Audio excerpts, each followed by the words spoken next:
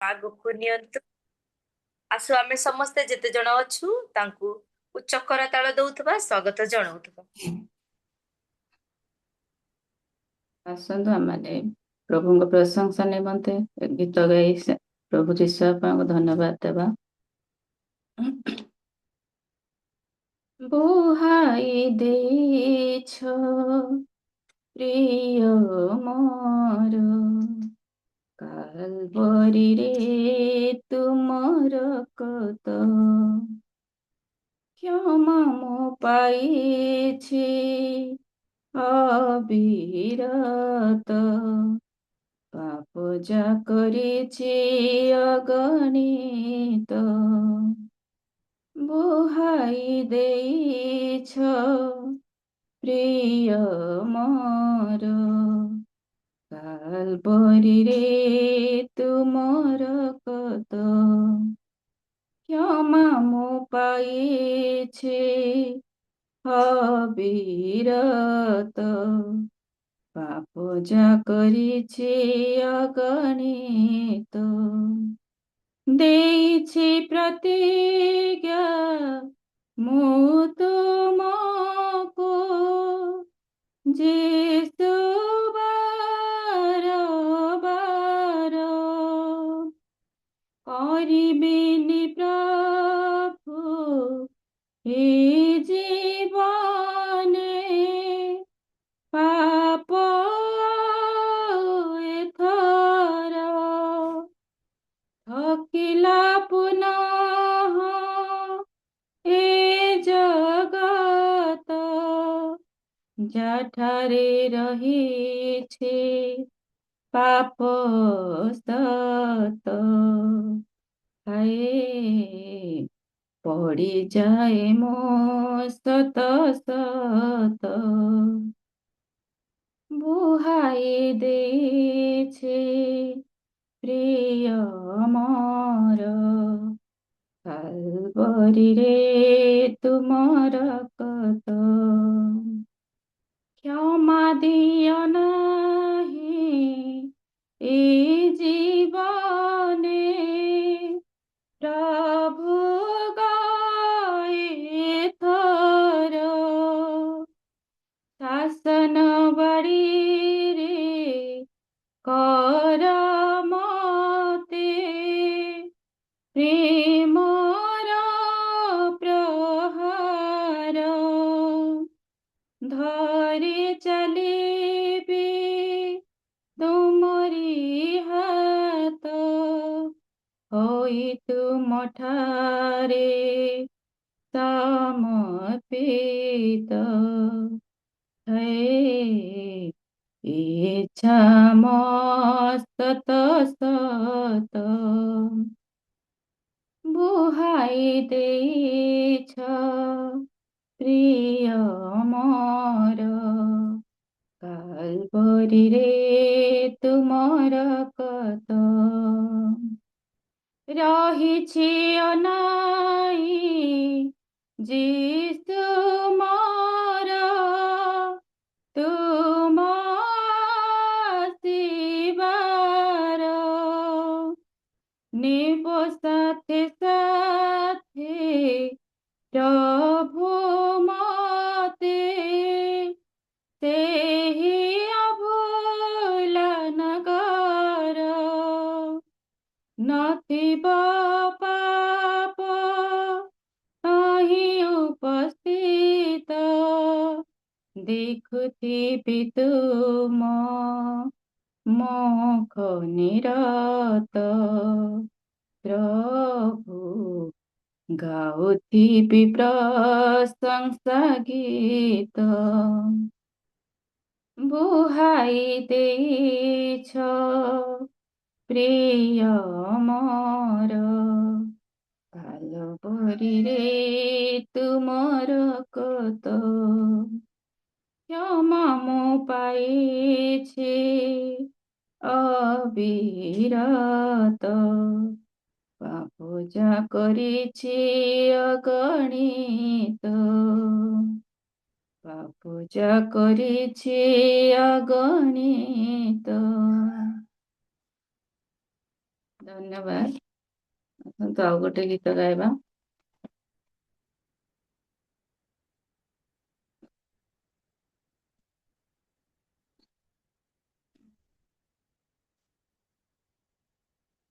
ଅନ୍ତର ମୋ କାନ୍ଦୁଛି, ପାପେ ପଡ଼ି ବାରମ୍ବାର।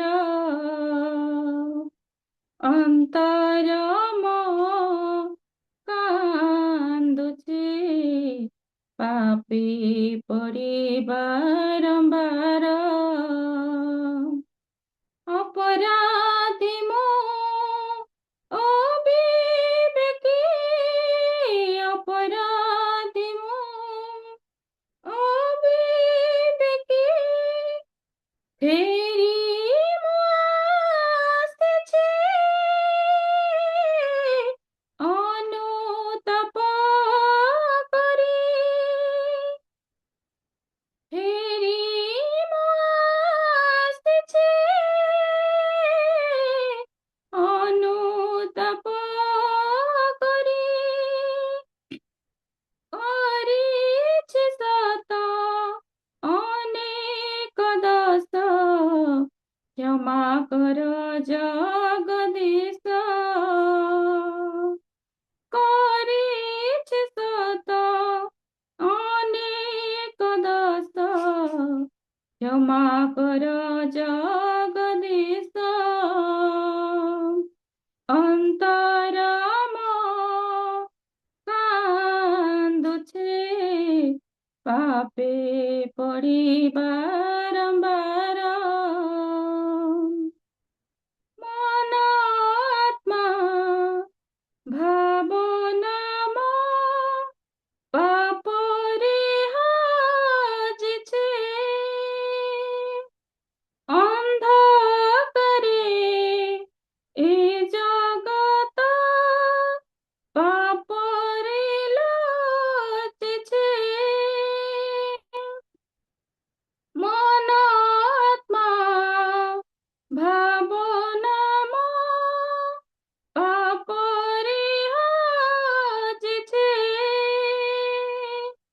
ଅନ୍ଧକାରେ ଏ ଜଗତ ପାପରେ ଲୁଚିଛି। ସାହା ହୋ ଏ ସହାୟ, ସାହା ହୋ ଏ ସହାୟ, ଦୟାରେ ମତେ କ୍ଷମା କର। ଅନ୍ତର ମୋ କାନ୍ଦୁଛି, ପାପେ ପଡ଼ି ବାରମ୍ବାର। ଭ୍ରାତା ଭଗ୍ନୀ ତୁମ ବିରୁଦ୍ଧେ କରିଛି ପାପ ମୁଁ। ଯୀଶୁ ନାମେ ପିତା ପାଶେ ମିନତି କରେ ମୁଁ। ଭ୍ରାତା ଭଗ୍ନୀ ତୁମ ବିରୁଦ୍ଧେ କରିଛି ପାପ ମୁଁ। ଯୀଶୁ ନାମେ ପିତା ପାଶେ ମିନତି କରେ ମୁଁ। କ୍ଷମା କର ପାପ ମୋର, କ୍ଷମା କର ପାପ ମୋର।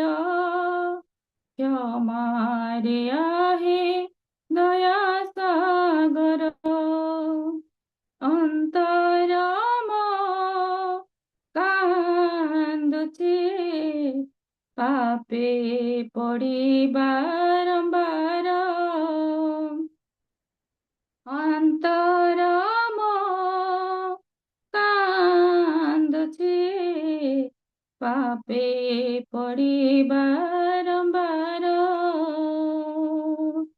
ପାପେ ପଡ଼ି ବାରମ୍ବାର।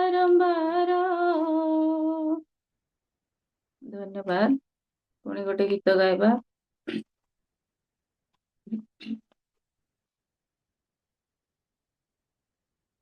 ମଧୁର ସୁର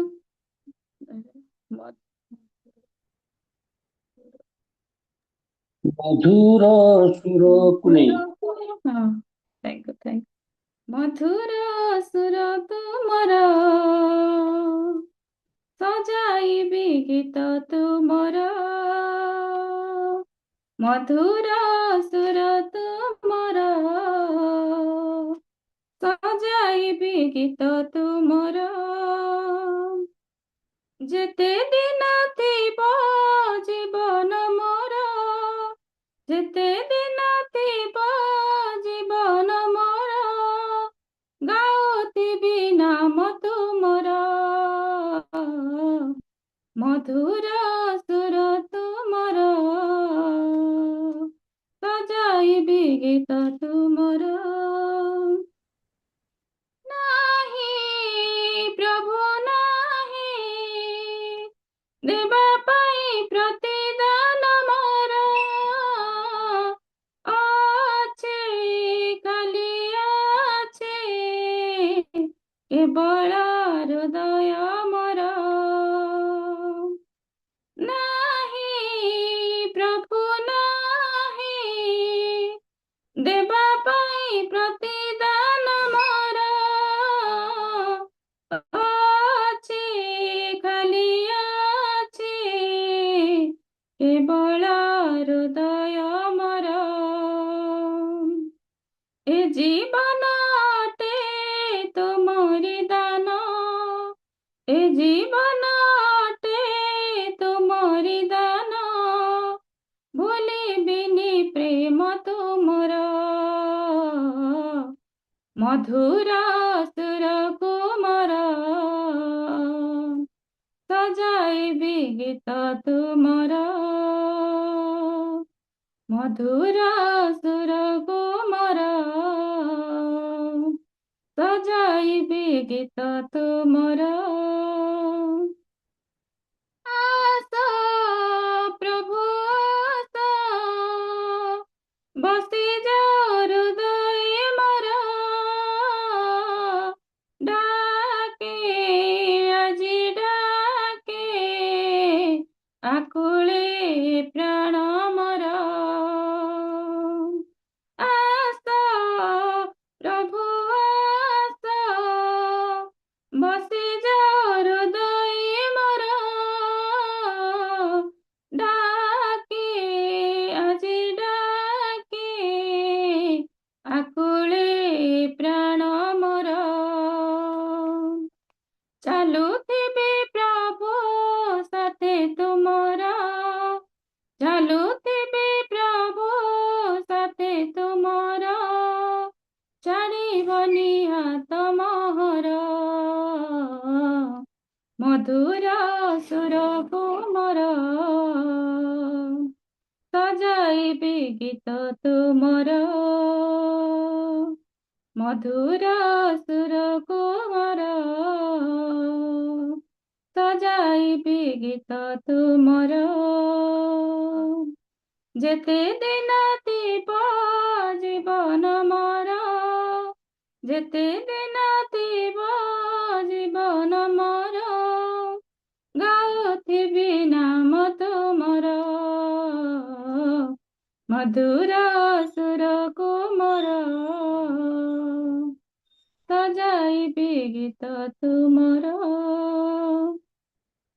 ଧନ୍ୟବାଦ ସମସ୍ତଙ୍କୁ ଆଉ ଭୁଲ ଥିଲେ କ୍ଷମା କରିଦେବେ ଧନ୍ୟବାଦ ସିଷ୍ଟର, ବହୁତ ବହୁତ ଧନ୍ୟବାଦ। ଆସୁ ଆମେ ତାଙ୍କର ଉତ୍ସାହ ପାଇଁ ଗୋଟେ ଉଚ୍ଚ କରତାଳ ଦଉଥିବା। ପ୍ରଭୁ ଆପଣଙ୍କୁ ଆଶୀର୍ବାଦ କରନ୍ତୁ। ସିଷ୍ଟର, ବହୁତ ସୁନ୍ଦର ଆତ୍ମିକତା ଭକ୍ତିପୂର୍ଣ୍ଣ ଗୀତ ଗୁଡାକ ଆରାଧନା ଆପଣ ଗାଇଛନ୍ତି। ପ୍ରଭୁ ଆପଣଙ୍କୁ ଆଶୀର୍ବାଦ କରନ୍ତୁ। ଏମିତି ଅଫଲାଇନ ଅନଲାଇନ ରେ ଆପଣ ପରମେଶ୍ୱରଙ୍କର ଉଦ୍ଦେଶ୍ୟରେ ବ୍ୟବହାର ହୁଅନ୍ତୁ। ଆପଣଙ୍କ ପରିବାରକୁ ମଧ୍ୟ ପ୍ରଭୁ ଆଶୀର୍ବାଦ କରନ୍ତୁ। ଏତେବେଳେ ମୁଁ ଅନୁରୋଧ କରିବି ପରମେଶ୍ୱରଙ୍କର ଦାସୀଙ୍କ ପାଇଁ ଆରାଧନା କରି ଯାଇଛନ୍ତି ଅତି ସୁନ୍ଦର ଭାବରେ। ପରମେଶ୍ୱରଙ୍କର ଦାସ ମଧ୍ୟ ବାକ୍ୟ ଘେନି ଆସୁଛନ୍ତି। ए विषय नहीं मु केलिमा आज्ञा को अनुरोध करे आपण प्रार्थना रे आगो को नौथिबे परमेश्वर दासी आउ दास वाक्य घिनी आसु प्रेस द लॉर्ड आज्ञा नमस्कार प्रार्थना रे आगो को नेबे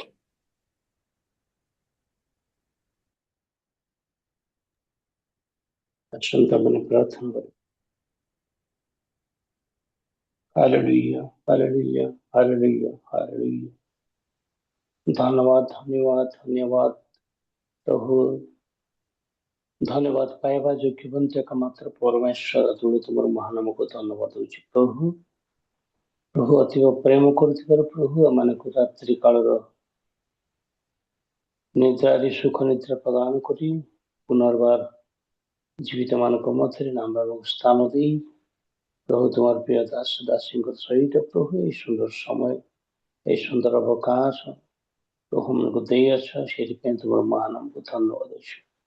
ଅନେକ ଲୋକ ପ୍ରଭୁ ନିଦ୍ରା ଚିନ୍ତିତ ହୋଇ ପ୍ରଭୁ ସେମାନେ ଆରାମ କରୁଛନ୍ତି, କିନ୍ତୁ ପ୍ରଭୁ ତୁମେ ଆମକୁ ଆଜି ଅଳ୍ପ ସଂଖ୍ୟକ ହେଲେ ମଧ୍ୟ ଆଜି ତୁମେ ଆମକୁ ମନୋନୀତ କରି ତୁମ ସେ ପବିତ୍ର ବାକ୍ୟ ଶୁଣିବା ନିମନ୍ତେ ସୁଯୋଗ ଦେଇଛ। ପ୍ରାର୍ଥନା କରୁଛି ବିଶେଷ କରି ପ୍ରଭୁ ସିଷ୍ଟରଙ୍କୁ ତମ ହସ୍ତରେ ଦଉଛି ପ୍ରଭୁ, ତାଙ୍କୁ ଉତ୍ତମ ମନ ଦେଇଛ, ଉତ୍ତମ କଣ୍ଠ ଦେଇଛ ଓ ସୁମଧୁର କଣ୍ଠ ତମକୁ ଦେଇଛ ପ୍ରଭୁ। ସେଇ ସୁମଧୁର କଣ୍ଠରେ ପ୍ରଭୁ ତୁମର ପ୍ରଶଂସା କରି ଯାଇଅଛନ୍ତି, ତୁମର ଗୁଣାନୁବାଦ କରିଅଛନ୍ତି, ଆରାଧନା କରିଅଛନ୍ତି ରାଜା। ପ୍ରଭୁ ତାଙ୍କୁ ତୁମେ ଆଶୀର୍ବାଦ କର, ତାଙ୍କ ସହବର୍ତ୍ତୀ ପରମେଶ୍ୱର ତୁମେ ପ୍ରଭୁ ଏହି ସୁନ୍ଦର କଣ୍ଠରେ ପ୍ରଭୁ ତୁମର ପ୍ରଶଂସା କରିଅଛନ୍ତି ପ୍ରଭୁ, ତାଙ୍କ ପରିବାରକୁ ତୁମେ ଆଶୀର୍ବାଦ କର। ଏଇ ଦିନ ମାନଙ୍କରେ ପ୍ରଭୁ ସେ ଅଳ୍ପ ସଂଖ୍ୟକ ଲୋକଙ୍କ ସହିତ ପ୍ରଭୁ ତୁମର ଦାସ ଦାସ ପ୍ରଭୁ ସେ ପ୍ରଶଂସା କରିଅଛନ୍ତି ପ୍ରଭୁ। ଆଗାମୀ ଦିନ ମାନଙ୍କରେ ପ୍ରଭୁ ତାଙ୍କୁ ତୁମେ ଏପରି ବ୍ୟବହାର କର, ସେ ପ୍ରଭୁ ହଜାର ଲୋକଙ୍କର ସହିତ ପ୍ରଭୁ ତୁମର ପ୍ରଶଂସା କରିବା ପାଇଁ ପାରିବେ, ସେ ପ୍ରକାର ତୁମେ ପୂରଣ କର ପ୍ରଭୁ। ତାଙ୍କୁ ତୁମେ ସୁନ୍ଦର ମନ, ତାଙ୍କୁ ସୁନ୍ଦର ହୃଦୟ ଦେଇଛ ପ୍ରଭୁ। ଏହି ପ୍ରାତଃ କାଳରେ ଆରାଧନା କରିବା ନିମନ୍ତେ ତାଙ୍କୁ ତୁମେ ମନୋନୀତ କରିଥିଲ, ସେଥିପାଇଁ ତୁମର ମହାନାମକୁ ଧନ୍ୟବାଦ। ତାଙ୍କ ପରିବାରକୁ, ତାଙ୍କର ଯେତେ ଜଣ ତାଙ୍କର ପରିବାର ମଧ୍ୟରେ ସଦସ୍ୟ ଅଛନ୍ତି ପ୍ରତ୍ୟେକଙ୍କୁ ତୁମେ ଆଶୀର୍ବାଦ କର, ସେମାନଙ୍କର ଆବଶ୍ୟକତା ତୁମେ ପୂର୍ଣ୍ଣ କର, ତୁମ ନିମନ୍ତେ ତାଙ୍କୁ ବ୍ୟବହାର କର। ପ୍ରାର୍ଥନା କରୁଛୁ ଏହି ସମୟରେ ପ୍ରଭୁ ଆଜିର ମନୋନୀତ ଦାସ ଯାହା କିଛି ଆମକୁ ସେଇ ପବିତ୍ର ବାକ୍ୟ ପରିବେଷଣ କରିବେ ପ୍ରଭୁ, ତାଙ୍କୁ ମଧ୍ୟ ତମ ହସ୍ତରେ ଦଉଛି। ତାଙ୍କୁ ତୁମେ ହଜାଅ ଲୁଚାଅ, ତାଙ୍କର ମୁଖ ଦ୍ୱାରା ପ୍ରଭୁ ତୁମେ ପ୍ରକାଶିତ ହୁଅ। ଯୋଉ ବାକ୍ୟ ଦେବେ ପ୍ରଭୁ ସେଇ ବାକ୍ୟକୁ ଆମେ ଶ୍ରବଣ କରି ପ୍ରଭୁ ହୃଦୟରେ କାର୍ଯ୍ୟକାରୀ କରିବା ପାଇଁ ପାରିବୁ, ଅନୁଗ୍ରହ ତୁମେ ପ୍ରଦାନ କର ପ୍ରଭୁ। ପ୍ରତ୍ୟେକ ଡିଭାଇସକୁ ପ୍ରଭୁ ତୁମ ସୁସ୍ଥିରତା ତୁମେ ପ୍ରଦାନ କର। ଉତ୍ତମ ଭାବରେ ପ୍ରଭୁ ଆମେ ସୁସ୍ଥିରତା ଭାବରେ ପ୍ରଭୁ ଆମେ ବସି ତୁମର ସେଇ ବାକ୍ୟକୁ ଶ୍ରବଣ କରିବା ପାଇଁ ପାରିବୁ, ସେ ପ୍ରକାର ତୁମେ ପୂରଣ କର। ଆଜିର ପରିଚାଳନା କରିଥିବା ସିଷ୍ଟରଙ୍କୁ ତୁମ ହସ୍ତରେ ତାଙ୍କୁ ମଧ୍ୟ ତୁମ ପବିତ୍ର ଆତ୍ମାଙ୍କୁ ଚାଳନା ଦିଅ ପ୍ରଭୁ। ଆଗାମୀ ଯେତେ ସମୟ ଅଛି ପ୍ରଭୁ ପ୍ରତ୍ୟେକ ବିଷୟ ପ୍ରଭୁ ଉତ୍ତମ ଭାବରେ ପ୍ରଭୁ ପବିତ୍ର ଆତ୍ମାଙ୍କର ଚାଳନାରେ ସେ ପରିଚାଳନା କରି ପ୍ରଭୁ ସଦାକୁ ସଫଳ କର। ତାଙ୍କର ସହବର୍ତ୍ତୀ ପରମେଶ୍ୱର ଯେତେ ଆମେ ଉପସ୍ଥିତ ଅଛୁ ସମସ୍ତଙ୍କୁ ପ୍ରଭୁ ତୁମେ ଆଶୀର୍ବାଦ କର। ଗୌରବ ସମ୍ଭ୍ରମ ପୂଜା ପ୍ରଶଂସା ତୁମେ ପାଅ। ସକଳ ପ୍ରାର୍ଥନା ନିବେଦନ ଶୁଣିଲ ବୋଲି ପ୍ରାଣର ପ୍ରିୟ ଯୀଶୁଙ୍କ ନାମରେ ପ୍ରାର୍ଥନା ଶୁରୁ କରୁଅଛି, ଆମେନ୍ ଆମେନ୍। ଆମେନ୍ ଆମେନ୍। ଧନ୍ୟବାଦ ଆଜ୍ଞା। ପ୍ରଭୁ ଆପଣଙ୍କୁ ଆଶୀର୍ବାଦ କରନ୍ତୁ। ପଛର ସହିତ ଆପଣ ପ୍ରାର୍ଥନାରେ ଆଗକୁ ନେଲେ। ଏତେବେଳେ ଆମେ महत्वपूर्ण समय को पहुंचीछु।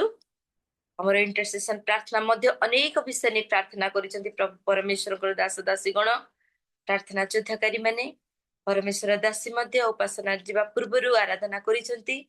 आते बेले आमे बहुमूल्य समय रे पहुंची जाइछु। परमेश्वर दास मध्य उपस्थित हेलेनी। वाक्यर समय आउ एक वाक्य घेनी मु तांकु आह्वान करिवा पे चाहे। आउ पथुएलଙ୍କ पुत्र जोएल भविष्यत वक्ताଙ୍କ पाखरे सदाप्रभुଙ୍କର वाक्य एपरि उपस्थित हेछि, जहा कि जोएल पुस्तक रे लिखा जाए, तथापि सदाप्रभु कहंती एबे हे तुमे माने उपवास रोदन और विलाप करी आपना मानकर सर्वांतकरण सहित आंभ निकटकू फेरी आस। पुणी आपना आपना वस्त्र न चिरी अंतकरण चिर और सदाप्रभु आपना मानकर परमेश्वर निकटकू फेरी आस। କାରଣ ସେ କୃପାମୟ ଓ ସ୍ନେହଶୀଳ, କ୍ରୋଧରେ ଧୀର ଓ ଦୟାରେ ପରିପୂର୍ଣ୍ଣ, ଆଉ ସେ ଅମଙ୍ଗଳ କରିବା ବିଷୟରେ କ୍ଷାନ୍ତ ନୁହନ୍ତି। ଆମେନ୍। ବାକ୍ୟରେ ପରମେଶ୍ୱର ଆଶୀର୍ବାଦ କରନ୍ତୁ। ଏତେବେଳେ ମହତ୍ୱପୂର୍ଣ୍ଣ ସମୟ ପରମେଶ୍ୱରଙ୍କର ମହାନ ଦାସ ଯେ କି ମିଥୁନ ରାଜ କୁମାର ପରମେଶ୍ୱରଙ୍କର ଦାସଙ୍କୁ ମୁଁ ସଦାପ୍ରଭୁଙ୍କ ପରମେଶ୍ୱରଙ୍କ ନାମରେ ସ୍ୱାଗତ ତଥା ଅନୁରୋଧ କରୁଛି ସେ ଆପଣା ବାକ୍ୟ ଘିନି ପରମେଶ୍ୱରଙ୍କର ମାନକୁ ଆମ ପ୍ରତ୍ୟେକଙ୍କୁ ବିତରଣ କରୁଥିବେ। ଆଜ୍ଞା ପ୍ରେଜ୍ ଦ ଲର୍ଡ, ନମସ୍କାର। ଆସନ୍ତୁ ଆମେ ଉଚ୍ଚ କରତାଳ ଦେଇ ତାଙ୍କୁ ସ୍ୱାଗତ ଜଣାଉଥିବା। ନମସ୍କାର ସମସ୍ତଙ୍କୁ। ନମସ୍କାର ଆଜ୍ଞା। ପ୍ରେଜ୍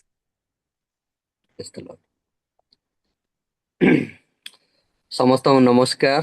ଆଉ ଏଇ ପ୍ରଭାତ ସମୟରେ ପ୍ରଭୁ ସମସ୍ତଙ୍କୁ ଆଶୀର୍ବାଦ କରନ୍ତୁ। ଆଉ ପ୍ରଭୁ ଏ ପ୍ରକାର ସୁଯୋଗ ଦେଇଥିବାରୁ ମୁଁ ପ୍ରଭୁଙ୍କୁ ଧନ୍ୟବାଦ ଦିଏ। ଆଉ ଆପଣମାନେ ସବୁବେଳେ ଏଇ ପ୍ରକାର ସକାଳ କରୁଛନ୍ତି ମର୍ଣ୍ଣିଂ ଡିଭୋସନ, ତ ଏହା ଗୋଟେ ଆନନ୍ଦର ବିଷୟ ଆଉ ଖୁସିର ବିଷୟ ଅଟେ। ମୋ ଭଏସ କ୍ଲିୟର ଅଛି ସାର୍? କ୍ଲିୟର ଅଛି, ଓକେ ଓକେ। ଆଉ ପିକେ କର ସାର୍ ଆଉ ମୁଁ ବହୁତ ପରିଚିତ। ଆମେ ଆଜକୁ 3 ବର୍ଷ ନା ସାର୍? 3 ବର୍ଷ ବେଶୀ ହେଇଯିବ। ଆଉ ଆମେ ବହୁତ ପରିଚିତ।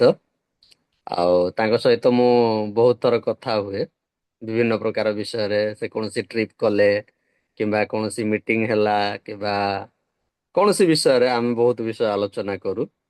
ଆଉ ଆଜି ମତେ ପଛ ଥର ବୋଧେ ଚାନ୍ସ ଦେଇଥିଲେ, କିନ୍ତୁ ମୁଁ ନାହିଁ କରିଦେଇଥିଲି। ଆଉ ଯେହେତୁ ସମୟ ନାହିଁ ଆଉ ମିନିଷ୍ଟ୍ରିରେ ସେବା କାର୍ଯ୍ୟରେ ସମ୍ପୂର୍ଣ୍ଣ ରୂପେ ବ୍ୟସ୍ତ ଟିକେ, ଆଉ ସେଥିପାଇଁ ମୁଁ ଟିକେ ନାହିଁ କରିଥିଲି। କିନ୍ତୁ ତଥାପି କାଲି ଯେତେବେଳେ ଫୋନ କଲେ ମୁଁ ଫୋନ ଉଠେଇ ନଥିଲି।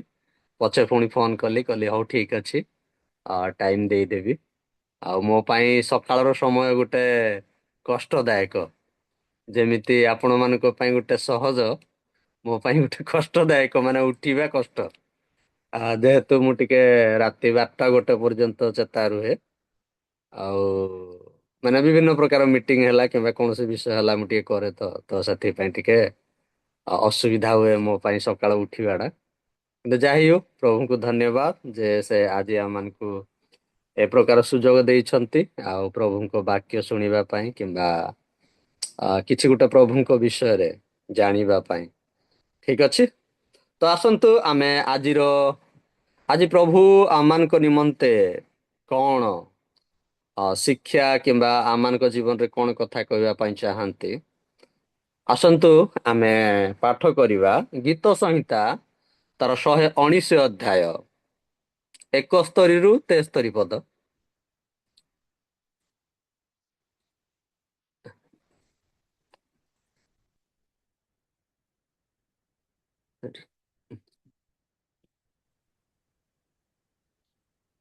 ମୋ ଆଜ୍ଞା ଗୀତ ଲାପଟପକୁ ମୁଁ ସଂଗୀତା ଏତେ ଚଲେଇବା ପାଇଁ ଚେଷ୍ଟା 119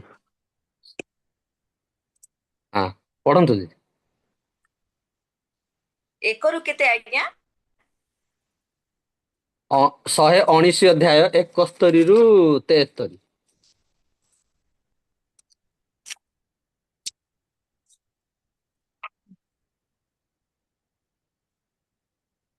ତୁମ ହସ୍ତ ମୁଁ ମୋତେ ଯେପରି ନିର୍ମାଣ ନୂତନ ଏଥିପାଇଁ ମୁଁ ଯେ ଦୁଃଖଗ୍ରସ୍ତ ହେଲି, ଏହା ମୋ ପକ୍ଷରେ ଭଲ ହେଲା। ହଜାର ହଜାର ସୁନା ଓ ରୂପା ଅପେକ୍ଷା ତୁମ୍ଭ ମୁଖର ବ୍ୟବସ୍ଥା ମୋ ପ୍ରତି ଉତ୍ତମ। ତୁମ୍ଭ ହସ୍ତ ମୋତେ ନିର୍ମାଣ ଓ ମୂର୍ତ୍ତିମାନ କରିଅଛି। ମୁଁ ଯେପରି ତୁମର ଆଜ୍ଞା ସବୁ ପାଳନ କରିବି, ଏଥିପାଇଁ ମୋତେ ସୁବିବେଚନା ପ୍ରଦାନ କର। ଆମେନ୍। ଆମେନ୍ ଆମେନ୍।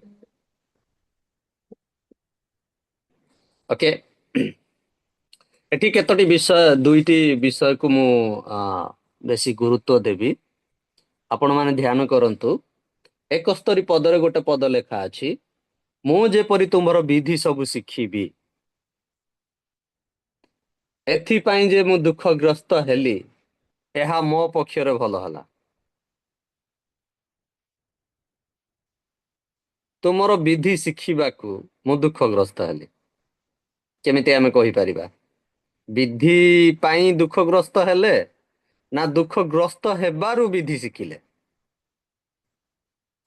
ବିଷୟଟି ବୁଝିପାରିଲେ?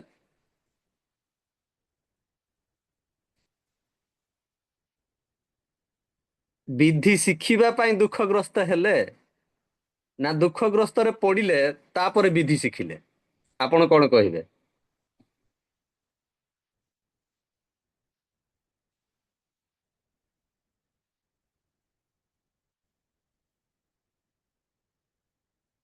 ଯୋଉ ଶବ୍ଦଟା ଲେଖା ହେଇଛି ଏଥିପାଇଁ ଏଥିପାଇଁ ମୁଁ ଦୁଃଖଗ୍ରସ୍ତ ହେଲି, ଯାର ତ ବିଧି ଶିଖିବା ପାଇଁ ବୋଧେ ସେ ଦୁଃଖଗ୍ରସ୍ତ ହେଲେ। ତ ଇଂଲିଶ ଭର୍ସନରେ ଦେଖିଲେ କଣ ଥିବ ଟିକେ ଆଉ ସେଇଟା।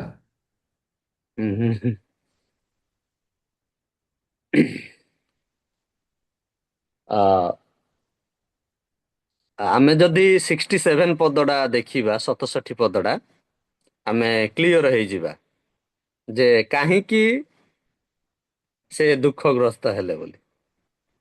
ପଢି ଦିଅନ୍ତୁ ଜଣେ। ଦୁଃଖଗ୍ରସ୍ତ ହେବା ପୂର୍ବରୁ ମୁଁ ବିପଥରେ ଗଲି, ମାତ୍ର ଏବେ ମୁଁ ତୁମ୍ଭ ବାକ୍ୟ ପାଳନ କରେ। ଆମେନ୍। ଏଥର କ୍ଲିଅର ହେଇଗଲା?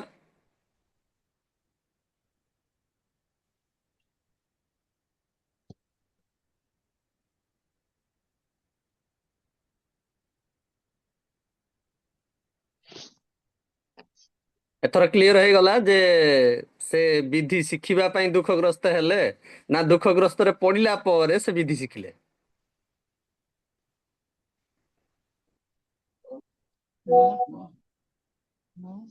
ପଢିବା ପୂର୍ବରୁ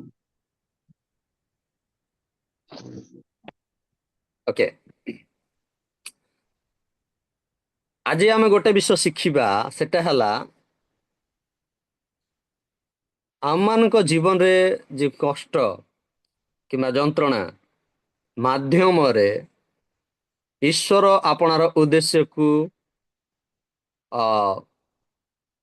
ଉଦ୍ଦେଶ୍ୟକୁ ପୂର୍ଣ୍ଣ କରନ୍ତି, ଆଉ ସେ ଆମକୁ ଆପଣା ପୁତ୍ର ରୂପେ ନିର୍ମାଣ କରନ୍ତି। ବୁଝିପାରିଲେ ମୁଁ ଯାହା କହିଲି?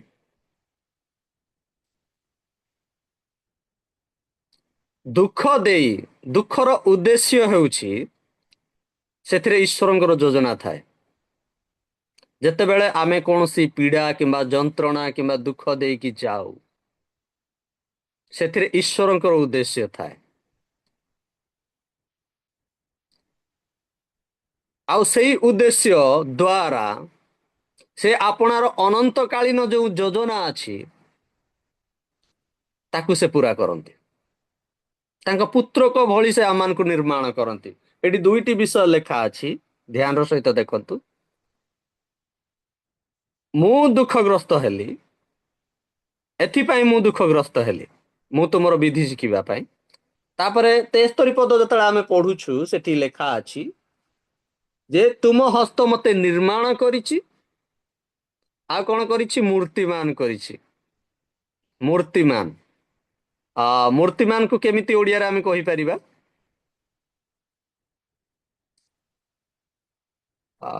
ଇଂଲିଶରେ ସେଟା ଫ୍ୟାସନ ଲେଖା ହେଇଛି, କିନ୍ତୁ ମୂର୍ତ୍ତିମାନ ମାନେ ରୂପ ଦେବା, ଡିଜାଇନ କରିବା, ନାଇଁ କି? ଡିଜାଇନ କରିବା, ଡିଜାଇନ କରିବା। ଓକେ, ଅନେକ ଲୋକ ଯେତେବେଳେ ଆମେ ପ୍ରଭୁଙ୍କ ନିକଟକୁ ଆସୁ, ପ୍ରଭୁଙ୍କୁ ଜାଣୁ, ଆମେ ପ୍ରଭୁଙ୍କ ଠାରୁ ଅଧିକାଂଶ କଣ ଆଶା କରିଥାଉ? ଲୋକଙ୍କର ବିଭିନ୍ନ ପ୍ରକାର ଆଶା ଥାଏ ଯେ ପ୍ରଭୁ ମତେ ଏମିତି କରିଦିଅ, ପ୍ରଭୁ ମୋ ଜୀବନରେ ଏମିତି କରିଦିଅ, ମୁଁ ଏମିତି ହେବା ପାଇଁ ଚାହେଁ, ମୁଁ ଏମିତି ସକ୍ସେସ ହେବା ପାଇଁ ଚାହେଁ, ମୁଁ ଗୋଟେ ପ୍ରଭାବଶାଳୀ ପାଷ୍ଟର କିମ୍ବା ପ୍ରଭୁଙ୍କ ଲୋକ କିମ୍ବା ବ୍ୟକ୍ତି ହେବା ପାଇଁ ଚାହେଁ। ଏମିତି ଲୋକ ଆମର ପ୍ରଭୁଙ୍କ ଲୋକମାନେ ଆଶା କରିଥାଉ ନା? ଆମେ କେମିତି ଆଶା କରିଥାଉ ଯେ ଯେତେବେଳେ ଆମେ ପ୍ରଭୁଙ୍କୁ ଜାଣିଥାଉ, ସେତେବେଳେ ଅନେକ ଲୋକମାନେ କଣ କରନ୍ତି? ଗୋଟେ ଆଶା କରନ୍ତି ଯେ ପ୍ରଭୁ ମତେ ଏମିତି ଗୋଟେ ବହୁତ ବଡ ପାଷ୍ଟର, ବହୁତ ବଡ ଶିକ୍ଷକ, ଆଉ କିମ୍ବା ଗୋଟେ ସକ୍ସେସଫୁଲ ଗୋଟେ ସଫଳ ବ୍ୟକ୍ତି ମୁଁ ହେବା ପାଇଁ ଚାହୁଁଛି। ସତ୍ୟ କି ନାହିଁ? ମୁଁ ଗୋଟେ ଫେମସ ହେବା ପାଇଁ ଚାହୁଁଛି, କିମ୍ବା ଗୋଟେ ସଫଳ ବ୍ୟକ୍ତି ହେବା ପାଇଁ ଚାହୁଁଛି, କିମ୍ବା ମୁଁ ଯେମିତି ସମସ୍ତଙ୍କ ପରିଚିତରେ ଆସିବି, ଆଉ ମୋର ଗୋଟେ ଷ୍ଟାଣ୍ଡାର୍ଡ ସବୁଠୁ ଅଲଗା ରହିବ, ଏ ପ୍ରକାର ବ୍ୟକ୍ତି ଆମେ ହେବା ପାଇଁ ଚାହୁଁଛୁ। ସତ୍ୟ କି ନୁହେଁ? ଅଧିକାଂଶ ପ୍ରଭୁଙ୍କ ବ୍ୟକ୍ତି ମାନେ ଆମେ ଏଇ ସବୁ ବିଷୟ ଆଶା କରିଥାଉ, ନାଇଁ କି? ମୁଁ ସେବା କାର୍ଯ୍ୟରେ ସଫଳ ହେବା ପାଇଁ ଚାହେଁ, ଆଉ ମୁଁ ଯେକୌଣସି ବିଷୟ କରୁଛି ତାହା ଯେମିତି ସଫଳ ହେବା ଦରକାର। କିନ୍ତୁ ଆମ ମାନଙ୍କ ଜୀବନରେ ଉଲ୍ଟା ହେଇଥାଏ। କଣ ହେଇଥାଏ?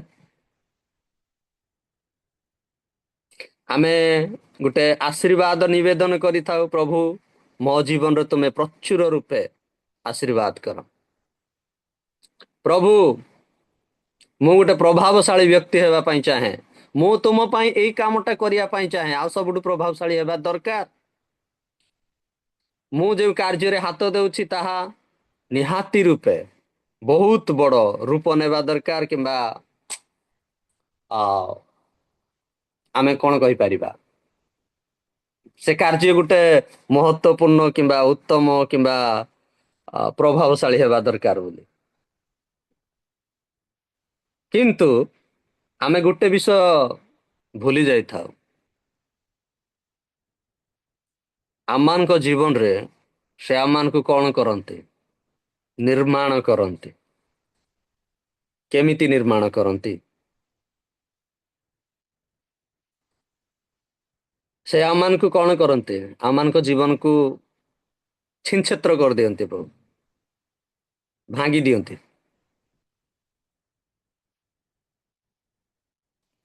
ଆମମାନଙ୍କର ଅବସ୍ଥା ବ୍ୟବସ୍ଥା ପାଲଟି ଯାଇଥାଏ। ଆମେ ହତ ବୁଦ୍ଧି ହେଇଯାଇଥାଉ ଯେ କଣ କରିବୁ, କେମିତି କରିବୁ, କାହିଁକି କରିବୁ। ଆମର ବୁଦ୍ଧି ବାଟ ବଣା ହେଇଯାଇଥାଏ। ଆମମାନଙ୍କର ବୁଦ୍ଧି କୌଣସି କାର୍ଯ୍ୟ କରିନଥାଏ, ଆମେ ହତ ବୁଦ୍ଧି ହେଇଯାଇଥାଉ। ଆମମାନଙ୍କ ଜୀବନରେ ଯେତେବେଳେ ସମସ୍ୟା ଅନ୍ଧକାର ଆସିକି ପଡେ, ସେତେବେଳେ ଆମେ ଡରି ଯାଇଥାଉ। ମାନେ ଆମମାନଙ୍କ ଜୀବନରେ ଆମେ ଛାନିଆ ହେଇଯାଇଥାଉ, ଆଉ କଣ କରିଥାଉ? ତାର ସମାଧାନ କରିବାକୁ ଲାଗିଥାଉ। ଏଇଠୁ ଷ୍ଟାର୍ଟ ହୁଏ ପରମେଶ୍ୱରଙ୍କର କାର୍ଯ୍ୟ। ଯେତେବେଳେ ଆମମାନଙ୍କର ଜୀବନ ଛିନ୍ନ ଭିନ୍ନ, କଷ୍ଟ, ଜ୍ୱାଳା, ଯନ୍ତ୍ରଣା, ବୁଦ୍ଧିହୀନ, ସେତେବେଳେ ଈଶ୍ୱରଙ୍କର ଚାପ ଷ୍ଟାର୍ଟ ହୁଏ ଆମମାନଙ୍କ ଜୀବନରେ। ବୁଝିପାରୁଛନ୍ତି? ଶୁଭୁଛି ସମସ୍ତଙ୍କୁ? ଆମେ ଭାବିଥାଉ ଆମମାନଙ୍କ ଜୀବନରେ ଆମେ ଯାହା କରୁଛୁ ସଫଳ ହେଇଗଲେ ଏଇଟା ବ୍ଲେସିଂ, ଆଶୀର୍ବାଦ। ଯେକୌଣସି କାର୍ଯ୍ୟ କଲୁ ହେଇଗଲା, ମୋ ଜୀବନ ମତେ ଲୋକ ପ୍ରଶଂସା କରନ୍ତି, କିମ୍ବା ଯେକୌଣସି ବିଷୟ। କିନ୍ତୁ ଆମେ ଈଶ୍ୱର ଏଇ ପ୍ରକାର କାର୍ଯ୍ୟ କରନ୍ତି ନାହିଁ। ଈଶ୍ୱର ଭୟଙ୍କର ଭାବରେ କାର୍ଯ୍ୟ କରନ୍ତି, ଯୋଉଟା କି ଆମେ ଭାବି ନଥିବା। ମୁଁ ବାଇବେଲର ଉଦାହରଣ ଦେବି, କିନ୍ତୁ ମୁଁ କେବଳ ବର୍ତ୍ତମାନ ଇଣ୍ଟ୍ରୋଡକ୍ସନ କରୁଛି ଯେ ଈଶ୍ୱର ଆପଣାର ଯୋଜନା, ଉଦ୍ଦେଶ୍ୟ ଆମମାନଙ୍କ ଜୀବନରେ କି ପ୍ରକାର କାର୍ଯ୍ୟକାରୀ କରନ୍ତି, ମୁଁ ଏ ବିଷୟଟି କହିବା ପାଇଁ ଚାହେଁ। ଆମେ ଭାବିଥାଉ ଯେ ଆଶୀର୍ବାଦ, ପ୍ରଭାବଶାଳୀ କାର୍ଯ୍ୟ କିମ୍ବା ସଫଳତା ହଉଛି ଈଶ୍ୱରଙ୍କ ଆଡୁ। ଆଉ ଯେତେ ଯନ୍ତ୍ରଣା, ଦୁଃଖ, କଷ୍ଟ ଆଉ ଝଡ଼ ଝଞ୍ଜା, ଏଇ ସବୁ ଈଶ୍ୱରଙ୍କ ଆଡୁ ନୁହେଁ। ଏଇ ସବୁ ଦ୍ଵାରା କଣ ହୁଏ ନା ବଦ୍ଧ ହୁଏ ଆମମାନଙ୍କ ଜୀବନରେ ଆମେ କିଛି ଭୁଲ କରିଛୁ, ଯୋଉଟା କି ଆମକୁ ଭୋଗିବାକୁ ପଡୁଛି। এই ପ୍ରକାର ଆମେ ଭାବିଥାଉ ନା? ସତ୍ୟ କି ନୁହେଁ?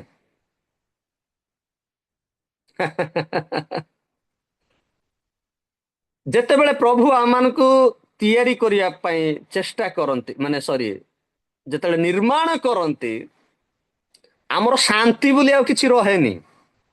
ଆମମାନଙ୍କର ସାନ୍ତ୍ୱନା ପୁରା କଷ୍ଟରେ ବଦଳି ଯାଇଥାଏ। ଏତେ ଭୟଙ୍କର ଯନ୍ତ୍ରଣା କଷ୍ଟ ଆରମ୍ଭ ହେଇଯାଏ ଯେ ଆମେ ଭାବି ପାରିନଥିବା ଯେ କଣ ମୋ ଜୀବନରେ ସବୁ ହଉଛି, କାହିଁକି ହେଉଛି। ସେ ପାରିବାରିକ କଥା କହୁ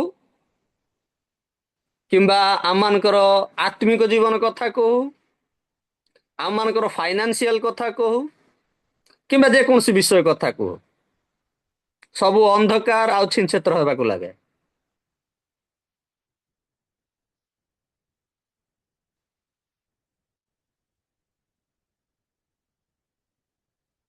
ସେ ଆମମାନଙ୍କର ଶାନ୍ତି କି କଣ କରନ୍ତି? ଆମେ ଭାବୁଛୁ ଆମେ ଖ୍ରୀଷ୍ଟଙ୍କୁ ପାଇ ଆମେ ଶାନ୍ତିରେ ଅଛୁ, କିନ୍ତୁ ଶାନ୍ତି ଖରାପ ହେଇଯାଏ। ଯୀଶୁ କହିଲେ, ଭାବ ନାହିଁ ମୁଁ ପୃଥିବୀରେ ଶାନ୍ତି ଦେବା ପାଇଁ ଆସିଛି, ମୁଁ ଖଡ୍ଗ ଦେବା ପାଇଁ ଆସିଛି। କଣ ଦେବା ପାଇଁ ଆସିଛି? ଖଡ୍ଗ।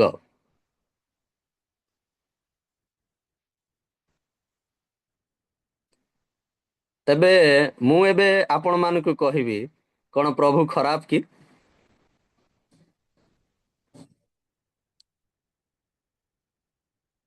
ପ୍ରଭୁ ଯେଉଁ କହିଲେ ମୁଁ ଖଡ୍ଗ ଦେବା ପାଇଁ ଆସିଛି,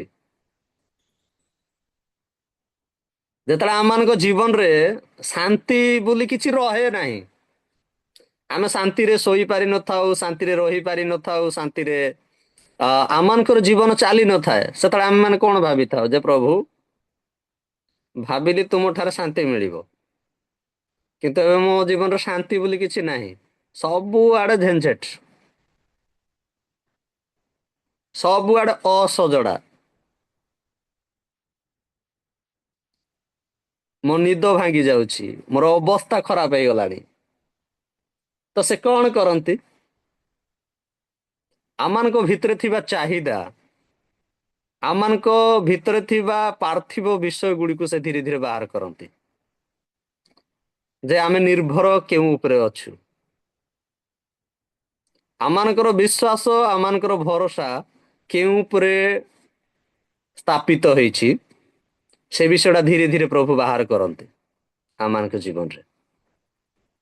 ଆମମାନଙ୍କର ଯୋଉ ଚାହିଦା ଥାଏ, ଆମମାନଙ୍କର ଯେଉଁ କଣ କୁହନ୍ତି ଲଗାବ ଥାଏ ଦୁନିଆର କୌଣସି ବିଷୟ ପ୍ରତି, ଯେ ଏଇ ବିଷୟଟା ଦ୍ଵାରା ମତେ ଶାନ୍ତି ମିଳିବ, ଏଇ ବିଷୟଟା ଦ୍ଵାରା ମତେ କଣ ମୁଁ ଟିକେ ଶାନ୍ତିରେ ରହିବି, କିମ୍ବା ଏଇ ବିଷୟଟା ଦ୍ଵାରା ମତେ ଟିକେ ସୁକୁନ ମିଳିବ, ଏଇ ବିଷୟଟା ଯୋଉ ଆମେ ଭାବିଥାଉ, ପରମେଶ୍ୱର ଧୀରେ ଧୀରେ ଆମମାନଙ୍କ ଜୀବନରୁ ସେଟା ବାହାର କରନ୍ତି। ତ ସେଟା ସେ ଠିକ କରନ୍ତି ନା ଭୁଲ କରନ୍ତି? ମୁଁ ଆପଣମାନଙ୍କୁ କଣ କହିବା ପାଇଁ ଚାହେଁ?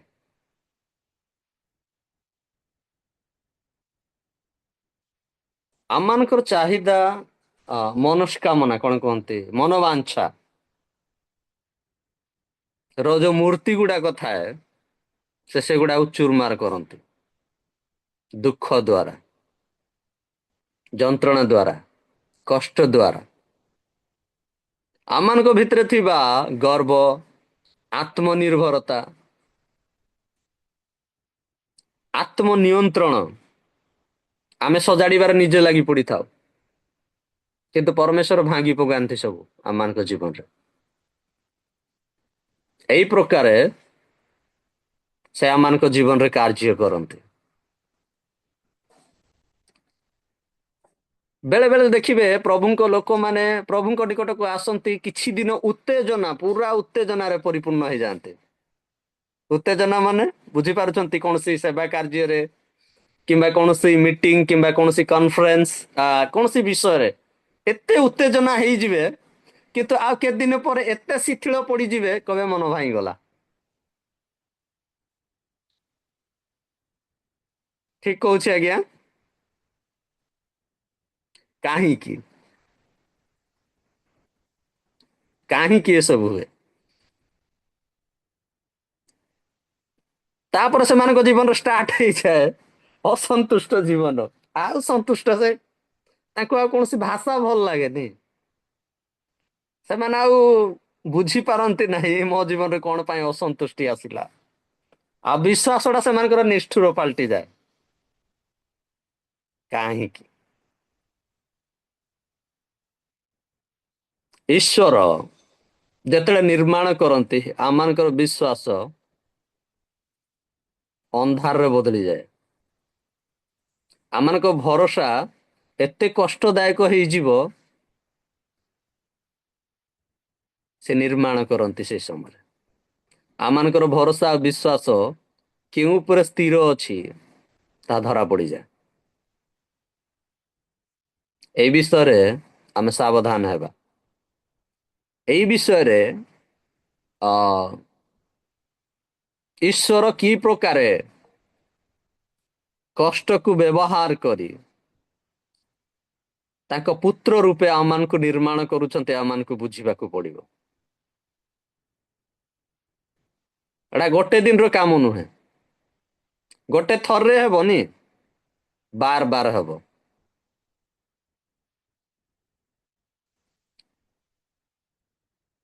ଆପଣଙ୍କୁ ପାଗଳ ଭଳି ଲାଗିବ ଯେତେବେଳେ ପ୍ରଭୁ ଆପଣଙ୍କୁ ନିର୍ମାଣ କରନ୍ତି।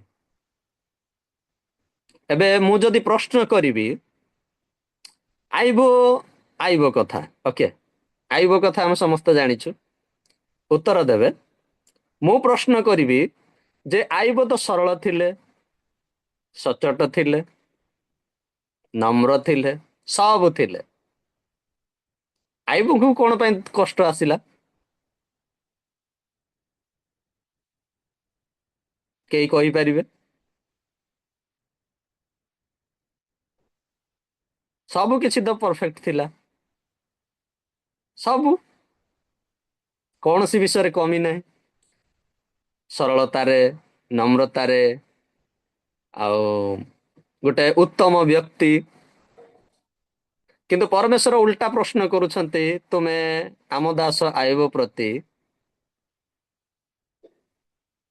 ଧ୍ୟାନ ଦେଇଛ କି? କଣ ଲେଖା ଅଛି? ମନ ଦେଇଛ କି? କାହାକୁ କହୁଛନ୍ତି?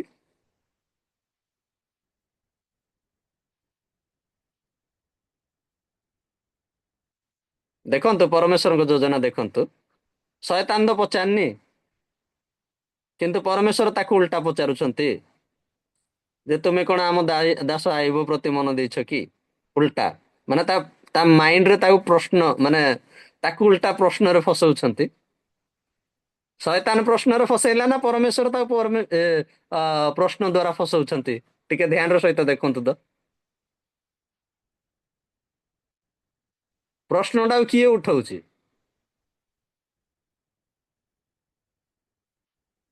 परमेश्वर। ପରମେଶ୍ୱର ନିଜେ ଉଠଉଛନ୍ତି। ଶୟତାନ ନିଜ ଆଡୁ କିଛି କଲା କି? ଅନୁମତି ପରମେଶ୍ୱରଙ୍କ ଠାରୁ ହିଁ ଆସିଲା, ପ୍ରଶ୍ନ ପରମେଶ୍ୱରଙ୍କ ଠାରୁ ହିଁ ଉଠିଲା।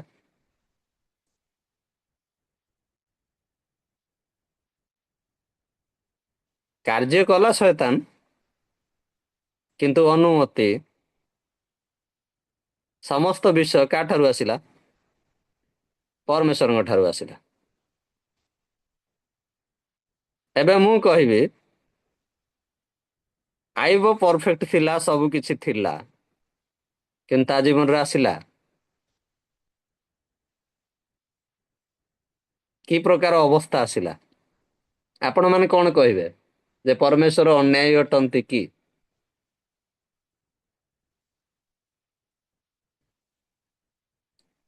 ଏ କି ପ୍ରକାର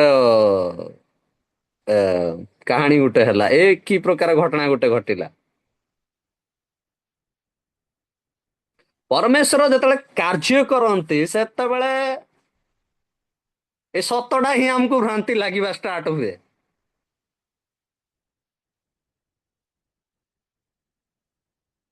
ଗଡବଡି, ଏତେ ଗଡବଡି ହେବ ଆମମାନଙ୍କ ଜୀବନରେ ଆମେ କେବେ ଭାବି ପାରିନଥିବା। ଏଠି ଯୋଉ ଗୀତ ରଚକ କହୁଛନ୍ତି, ମୁଁ ଦୁଃଖଗ୍ରସ୍ତ ହେଲି ତୁମର ବିଧି ଶିଖିବାକୁ।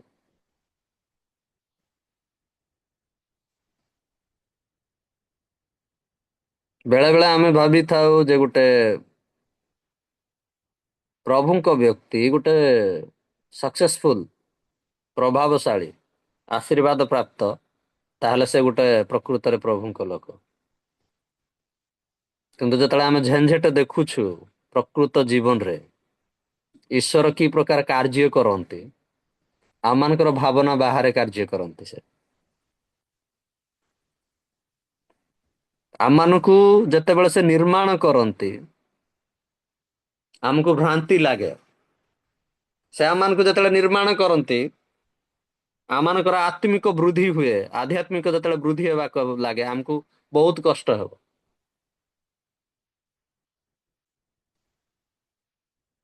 ପବିତ୍ରତା ଗୋଟେ କ୍ଷତି ଭଳିଆ ନଜର ହୁଏ। ପବିତ୍ରତାରେ ଚାଲିକି କିଛି ଲାଭ ନାହିଁ। ଆଧ୍ୟାତ୍ମିକରେ ଚାଲିକି କିଛି ଲାଭ ନାହିଁ। ଆମେ ଭାବୁ ଯେ ପରମେଶ୍ୱରକୁ ମୁଁ ପାଇଛି, ବହୁତ ଶାନ୍ତିରେ ରହିବି। କିନ୍ତୁ ପରମେଶ୍ୱର ତୁମକୁ ଡାକି ନାହାନ୍ତି ଶାନ୍ତିରେ ରହିବା ପାଇଁ। ସେ ତୁମକୁ ଆହ୍ୱାନ କରିଛନ୍ତି ତାଙ୍କର ପୁତ୍ର ଭଳି ନିର୍ମାଣ କରିବା ପାଇଁ। କ୍ଲିୟର ବୁଝିପାରିଲେ?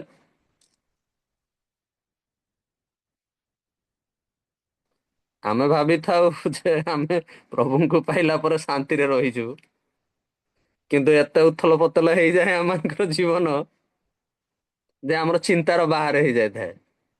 ଅଭାବ କେବେ ମେଣ୍ଟେନ କରିପାରିବା ନାହିଁ, ଶାନ୍ତିରେ କେବେ ରହିପାରିବା ନାହିଁ, ଜୀବନର ଝଡଝଞ୍ଝା କେବେ ସରିବ ନାହିଁ। ଆମମାନଙ୍କ ଜୀବନଟା ଖଣ୍ଡ ଖଣ୍ଡ ହେଇଯାଏ ଯେତେବେଳେ ଈଶ୍ୱର ଆପଣାର ଯୋଜନା ରେଡି କରନ୍ତି ଆମମାନଙ୍କ ଜୀବନରେ। ବୁଝିପାରୁଛନ୍ତି? କଣ କହିବେ ଆପଣ ମାନେ? ଯେତେବେଳେ ଏଇ ପ୍ରକାର ଜ୍ୱାଳା କିମ୍ବା ଯନ୍ତ୍ରଣା ଦେଇ ଗତି କରନ୍ତି, ଆପଣ ମାନେ କଣ ଭାବନ୍ତି? ଯେ ପ୍ରଭୁ ମତେ ଦେଖନ୍ତି ନା, ପ୍ରଭୁ ମତେ ମତେ ପ୍ରେମ କରନ୍ତି ନା, କିମ୍ବା ପ୍ରଭୁ ମତେ ଦୟା କରୁନାହାନ୍ତି। କିନ୍ତୁ ମନେ ରଖନ୍ତୁ, ଯୋଉ କଷ୍ଟ ଜ୍ୱାଳା ଯନ୍ତ୍ରଣା ଦେଇ ଆପଣ ଯାଉଛନ୍ତି, ପରମେଶ୍ୱର ସେଥିରେ ସାଥିରେ ଥାନ୍ତି। ତା ଦ୍ୱାରା ସେ ଆପଣାର କାର୍ଯ୍ୟକୁ ପୁରା କରନ୍ତି। ସେ ଶାନ୍ତି ପାଇଁ ତୁମକୁ ଡାକି ନାହାନ୍ତି, ଏଇ ଗୋଟେ ଦିନର ଶାନ୍ତି ପାଇଁ ନୁହେଁ, ସେ ଅନନ୍ତ କାଳୀନ।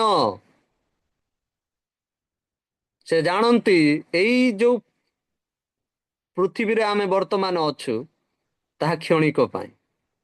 ଦିନେ ସମୟ ଆସିବ, ସେ ଯେତେବେଳେ ଆଜି ଆପଣଙ୍କୁ ନିର୍ମାଣ କରୁଛନ୍ତି, ସେ ଅନନ୍ତ କାଳୀନ ଭାବରେ ସେ ତୁମକୁ ଗଢୁଛନ୍ତି, ସେ ତୁମକୁ ତିଆରି କରୁଛନ୍ତି। ତ ଯେତେବେଳେ ଆପଣଙ୍କ ଜୀବନରେ କୌଣସି ଏମିତି ପରିସ୍ଥିତି ଆସୁଛି, ଆପଣମାନଙ୍କୁ ଭ୍ରାନ୍ତି ହେବାର ଜରୁରତ କି ମାନେ ଭ୍ରାନ୍ତି ହେବାର ନାହିଁ। ସେଇ ସମୟରେ ଆମମାନଙ୍କ ଜୀବନରେ ଆମକୁ ବୁଝିବାକୁ ପଡିବ।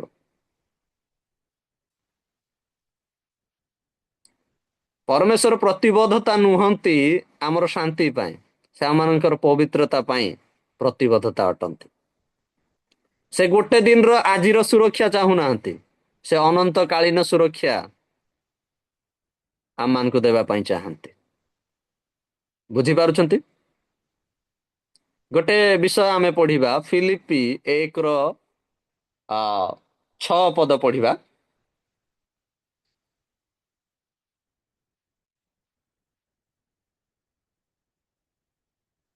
ଫିଲିପି 1:6।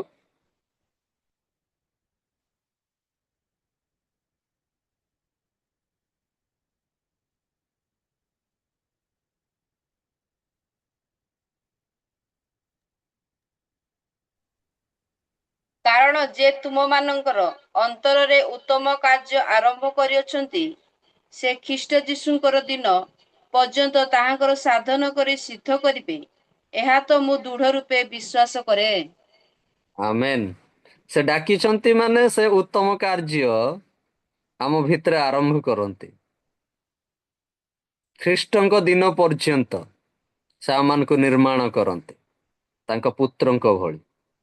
ପ୍ରଭୁ ଯୀଶୁ ଖ୍ରୀଷ୍ଟଙ୍କ ଭଳି। ତ ଯେତେବେଳେ ଆମେ ଜ୍ୱାଳା, କଷ୍ଟ, ଯନ୍ତ୍ରଣା ଦେଇ ଗତି କରୁ, ଭାବି ନିଅନ୍ତୁ ଯେ ପରମେଶ୍ୱର ଆମମାନଙ୍କୁ ନିର୍ମାଣ କରୁଛନ୍ତି। ଏବେ ପ୍ରଶ୍ନ, ଆଇବ ଆଇବର ବନ୍ଧୁମାନେ ତାକୁ ଦୋଷ ଦେଲେ, ନାଇଁ କି?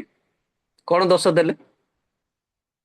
ଆଇବ ପୁସ୍ତକ ଆପଣ ମାନେ ପାଠ କରିଛନ୍ତି, କଣ ଦୋଷ ଦେଇଥିବେ? ଦୋଷ ଯେ ଗୋଟେ ଏଇ ଯୋଉ ଘଟଣା ଗୁଡିକ ଘଟିଲା ଆଇବ ତୁମ ଜୀବନରେ, କାହିଁକି ଘଟିଲା ବୋଲି ଆପଣ ମାନେ କଣ କହୁଛନ୍ତି? ତାର ସାଙ୍ଗମାନେ କଣ କହିଲେ?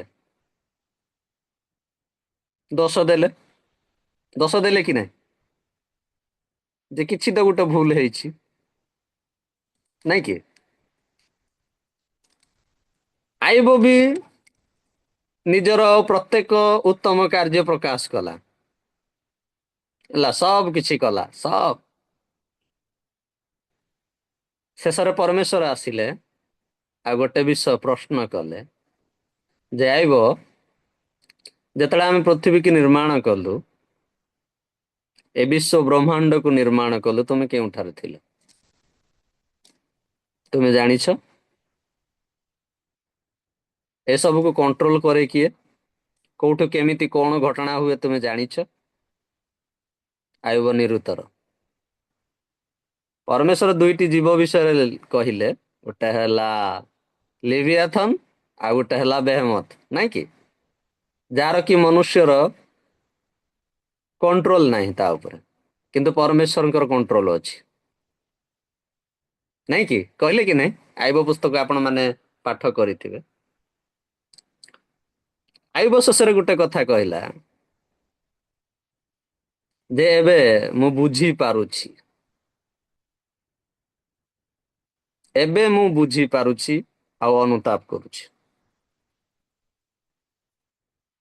କେତେବେଳେ ବୁଝିପାରିଲ ଆଇବ ପରମେଶ୍ୱରଙ୍କ ଯୋଜନା ଉଦ୍ଦେଶ୍ୟକୁ?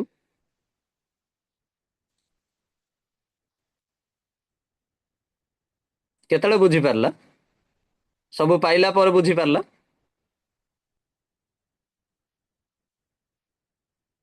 କଣ ଆପଣ ମାନେ କହୁଛନ୍ତି? ଉତ୍ତର କରନ୍ତୁ। ସବୁ ହରେଇଲା ପରେ ବୁଝିପାରିଲା। କଣ ବୁଝିପାରିଲା?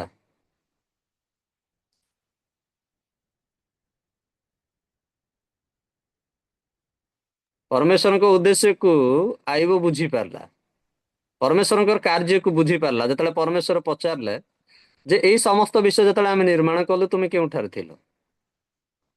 ଏ ବିଷୟ କେମିତି କଣ୍ଟ୍ରୋଲ ହୁଏ,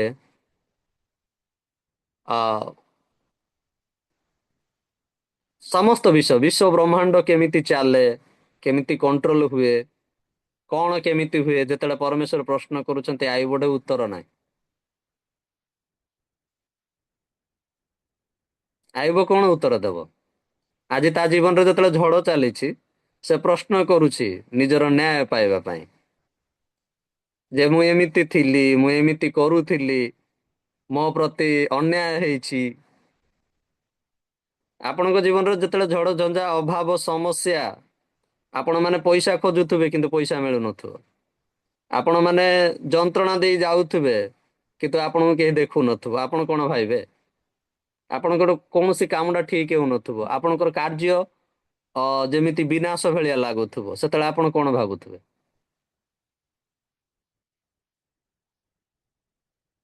ଜୁନସ ଅନ୍ୟାୟ ହେଇଛି, ମୁଁ ଯାହା କହିଲି ମୋ ଦ୍ଵାରା ହେଲା ନାହିଁ, ମୋ କଥାରେ ହେଲା ନାହିଁ,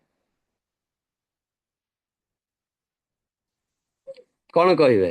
ଏଲିଓ, ପ୍ରଭୁ ମୁଁ ତୁମ ପାଇଁ କଣ ନ କଲି? କଣ ନ କଲି?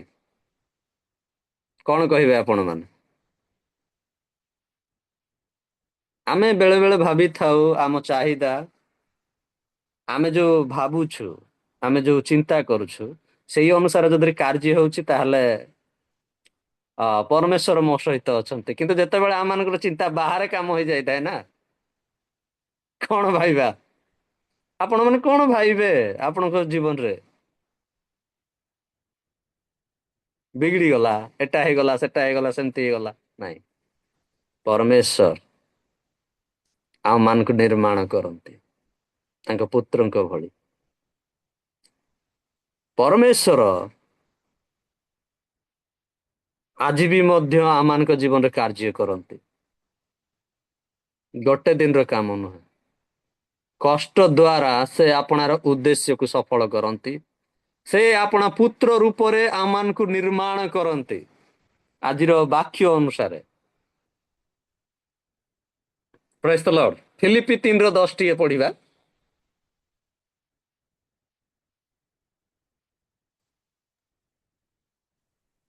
ଯେପରି ମୁଁ ତାହାଙ୍କ ପୁନରୁତ୍ଥାନର ଶକ୍ତି ଓ ତାହାଙ୍କ ମୃତ୍ୟୁ ଭୋଗରେ ତାହାଙ୍କର ତୁଲ୍ୟ ହୋଇ ତାହାଙ୍କ ଦୁଃଖ ଭୋଗର ସହଭାଗିତା ଜ୍ଞାତ ହୁଏ। ଆମେନ୍। କଣ ଖାଲି ଈଶ୍ୱରଙ୍କ ରାଜ୍ୟକୁ ପଳେଇବି, ଏଇଟା ଆମେ ଶିଖିଛୁ ନା? ଅଧିକ ଖ୍ରୀଷ୍ଟିଆନ ମାନେ ପ୍ରଭୁଙ୍କୁ ପାଇଲି, ମୋ ପାଇଁ ଈଶ୍ୱରଙ୍କ ରାଜ୍ୟ। ମୁଁ ଯେତେବେଳେ ଏଇ ଜଗତରୁ ଚାଲିଯିବି ସେତେବେଳେ ପ୍ରଭୁଙ୍କ ରାଜ୍ୟରେ ଭର୍ତ୍ତି ହେଇଯିବି। ଆଉ କିଏ ତାଙ୍କ ଦୁଃଖ ଭୋଗର ସହଭାଗୀ ହେବ? କିଏ ତାଙ୍କର ପୁନରୁତ୍ଥାନର ଶକ୍ତି କି ଅନୁଭବ କରିବ? ଖ୍ରୀଷ୍ଟଙ୍କ ସହିତ କେତେବେଳେ ତୁମେ ଅନ୍ତରଙ୍ଗ ହେଲ? କଷ୍ଟ ଦ୍ୱାରା, ଯନ୍ତ୍ରଣା ଦ୍ୱାରା। ପରମେଶ୍ୱର ଯେତେବେଳେ ଆପଣମାନଙ୍କୁ ନିର୍ମାଣ କରନ୍ତି, ଆପଣଙ୍କର ବୁଦ୍ଧି ବାଟ ବଣା ହେଇଯିବ। ଆପଣମାନେ ବୁଝିପାରିବେନି ଯେ ମୋ ଜୀବନରେ ଏସବୁ କଣ ହଉଛି। ଏଇ ପ୍ରକାର ପରମେଶ୍ୱର ଆମମାନଙ୍କ ଜୀବନରେ କାର୍ଯ୍ୟ କରନ୍ତି। ସେ ବାଇବେଲରେ ବି ଏଇ ପ୍ରକାର କାର୍ଯ୍ୟ କରିଥିଲେ, ଆଜି ବି ମଧ୍ୟ ଏଇ ପ୍ରକାର କାର୍ଯ୍ୟ କରୁଛନ୍ତି। ମୁଁ ଆଶା କରୁଛି ଆପଣମାନେ ବୁଝିପାରୁଥିବେ ଯେ ପରମେଶ୍ୱର ଆମମାନଙ୍କର ଶାନ୍ତି ପାଇଁ ସେ ଆମମାନଙ୍କୁ ଡାକି ନାହାନ୍ତି। ଅନେକ ଖ୍ରୀଷ୍ଟିଆନ ପ୍ରଭୁଙ୍କ ଲୋକମାନେ ଭାବୁଛନ୍ତି ମୁଁ ପ୍ରଭୁଙ୍କୁ ପାଇଲା ପରେ ବହୁତ ଶାନ୍ତିରେ ଅଛି। କିନ୍ତୁ ଏମିତି ଯନ୍ତ୍ରଣା ଦେଇକି ଆପଣମାନଙ୍କୁ ଯିବାକୁ ପଡିବ, ଯେହେତୁ ସେ ଗୋଟେ ଦିନ ପାଇଁ ଆପଣମାନଙ୍କୁ ଡାକି ନାହାନ୍ତି। ଖ୍ରୀଷ୍ଟଙ୍କ ସହଭାଗୀ ହୋଇ, ତାଙ୍କ ସହିତ ଅନ୍ତରଙ୍ଗ ହୋଇ ଆମମାନଙ୍କୁ ସେ ନିର୍ମାଣ କରିବେ। ଆମେ ଈଶ୍ୱରଙ୍କର ଯୋଜନା ଯେଉଁ ଆମମାନଙ୍କ ଜୀବନରେ ଅଛି, କଷ୍ଟ ଦ୍ୱାରା ହିଁ ସେ ଆପଣାର ଯୋଜନାକୁ ପୁରା କରନ୍ତି। ଆପଣା ପୁତ୍ର ରୂପେ ନିର୍ମାଣ କରନ୍ତି। ପୁତ୍ର ଭଳି ସେ ଆମମାନଙ୍କୁ କଣ କୁହନ୍ତି, ମୂର୍ତ୍ତିମାନ କରନ୍ତି। ବୁଝିପାରୁଛନ୍ତି? ଗୋଟେ ଦିନ ପାଇଁ ନୁହେଁ। ଆଉ ଗୋଟେ ପଦ ପଢିବା, ରୋମିଓ 8:18।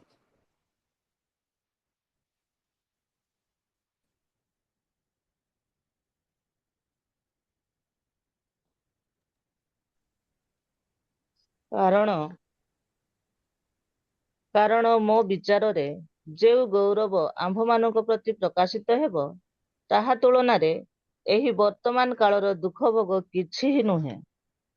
ଆମେନ୍। ଯେଉଁ ଗୌରବ ଆମମାନଙ୍କ ନିମନ୍ତେ ପ୍ରକାଶିତ ହେବ, ଏଇ ବର୍ତ୍ତମାନର ଦୁଃଖ ଭୋଗ କିଛି ନୁହେଁ, କିଛି ନୁହେଁ। ସେ ଆମମାନଙ୍କୁ ଅନନ୍ତକାଳୀନ ସୁରକ୍ଷା ଦେବା ପାଇଁ ଚାହାନ୍ତି। ଆମେ ଭାବିଥାଉ ଯେ ଏଇ ଯୋଉ ଯନ୍ତ୍ରଣା, କଷ୍ଟ କିମ୍ବା ଏଇ ଯୋଉ ସମସ୍ୟା ଦେଇ ମୁଁ ଗତି କରୁଛି, ଏଇଟା ମୋ ଚିନ୍ତାରେ ବାହାରେ, କିନ୍ତୁ ପରମେଶ୍ୱରଙ୍କ କଣ୍ଟ୍ରୋଲରେ ସବୁ ଅଛି। ମନେ ରଖନ୍ତୁ। ଆଇବ କଣ ଭାବିଥିବ, ସବୁ ବର୍ବାଦ, ସବୁ, କିନ୍ତୁ ତାର ବିଶ୍ୱସ୍ତତା ଯୋଗୁଁ ପରମେଶ୍ୱର ତାକୁ ଆଶୀର୍ବାଦ କଲେ, ମାନେ ସେଟାକୁ ଆମେ ରିୱାର୍ଡ ବୋଲି କହିପାରିବା, ପୁରସ୍କୃତ କଲେ, ପୁରସ୍କାର।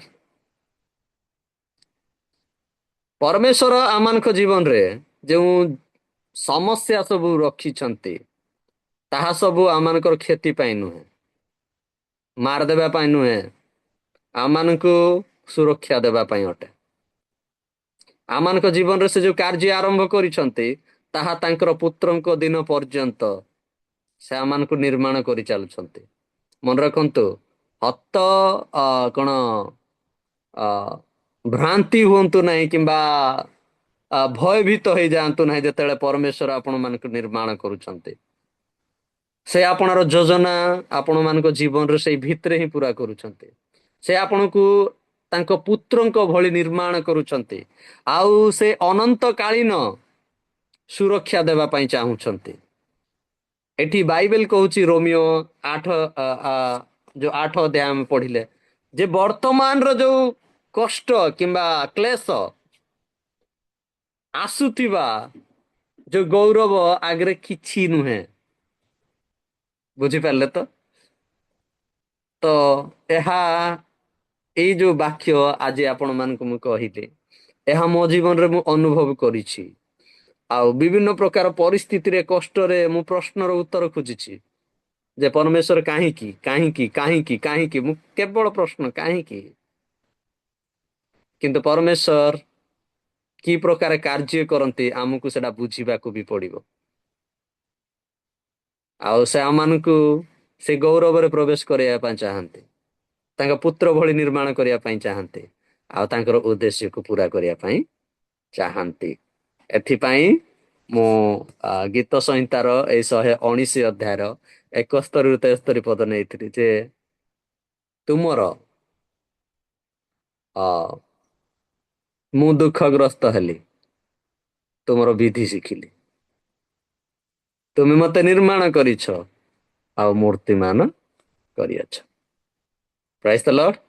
ଆଉ ଅଧିକା ମୁଁ ଯିବି ନାହିଁ, ଏତିକିରେ ପ୍ରଭୁଙ୍କର ବାକ୍ୟ ରଖିବି। ଆଉ ଆଶା କରୁଛି ଏ ବାକ୍ୟ ଦ୍ୱାରା ପରମେଶ୍ୱର ଆପଣଙ୍କୁ ଆଶୀର୍ବାଦ କରନ୍ତୁ, ଆଉ ଆପଣଙ୍କୁ ତାଙ୍କର ଯୋଜନା ଆଉ ତାଙ୍କର ଉଦ୍ଦେଶ୍ୟରେ ସେ ବ୍ୟବହାର କରନ୍ତୁ। ପ୍ରଭୁ ଆଶୀର୍ବାଦ କରନ୍ତୁ ସମସ୍ତେ। ପ୍ରାଇଜ୍ ଦ ଲର୍ଡ। ପ୍ରେଜ୍ ଦ ଲର୍ଡ। ଆସନ୍ତୁ ଆମେ ତାଙ୍କୁ ଉଚ୍ଚ କରତଳ ଦେଇ ଉତ୍ସାହ ଦେଉଥିବା। ଧନ୍ୟବାଦ ଆଜ୍ଞା। ପ୍ରଭୁ ଆପଣଙ୍କୁ ଆଶୀର୍ବାଦ କରନ୍ତୁ, ଆପଣଙ୍କର ସେବା କାର୍ଯ୍ୟରେ ପ୍ରଭୁ ଆପଣଙ୍କୁ ଉନ୍ନତି ଦିଅନ୍ତୁ। ବହୁତ ଗଭୀର ବିଷୟ ସବୁ ଆପଣ ଜଣେଇଲେ ଆଜ୍ଞା। ନିହାତି ପ୍ରକାରେ ଆମେ ଅନେକ ବିଷୟ ଭାବିଥାଉ, କିନ୍ତୁ ପରମେଶ୍ୱରଙ୍କର ଯୋଜନା ଭିନ୍ନ ଥାଏ। ଆମେ ଭାବିଥାଉ ଜୀବନଟା ବହୁତ ସରଳ ବୋଲି, କିନ୍ତୁ କଠିନ ଯେତେବେଳେ ନ ଆସିବ ଆମେ କେବେ ବି ସେ ପରମେଶ୍ୱରଙ୍କର ଉଦ୍ଦେଶ୍ୟକୁ ଆମେ ଜାଣିପାରିବା ନାହିଁ। ପୁନରାବୃତ୍ତି କରିବା ମୋ ପକ୍ଷରେ ଠିକ ହବ ନାହିଁ, କାରଣ ପ୍ରଭୁ ଆପଣଙ୍କୁ ମାଇଟିଲି ବ୍ୟବହାର କରିଛନ୍ତି। ଆଗକୁ ଆହୁରି ବ୍ୟବହାର କରନ୍ତୁ, ଅଫଲାଇନ ଅନଲାଇନରେ ଆପଣଙ୍କର ପରିବାର, ଆପଣଙ୍କର ସେବା କାର୍ଯ୍ୟ, ଆପଣଙ୍କର ହରେକ ପରିସ୍ଥିତିରେ ପ୍ରଭୁ ଆପଣଙ୍କୁ ଉନ୍ନତି କରନ୍ତୁ, ଆପଣଙ୍କର ସୀମା ବୃଦ୍ଧି କରନ୍ତୁ। Thank you so much sir. ଏତେବେଳେ ଆମେ ସେବାର ଉପାସନାର ଶେଷ ପର୍ଯ୍ୟାୟରେ ଆମେ ପହଞ୍ଚି ଅଛୁ। ମୁଁ ଏତେବେଳେ ପରମେଶ୍ୱରଙ୍କର ଦାସ ପିତର ଆଜ୍ଞାଙ୍କୁ ମୁଁ ଅନୁରୋଧ କରୁଛି, କୌଣସିଟା ଆନାଉନ୍ସମେଣ୍ଟ ଯଦି ଥିବ ସେ ଆମ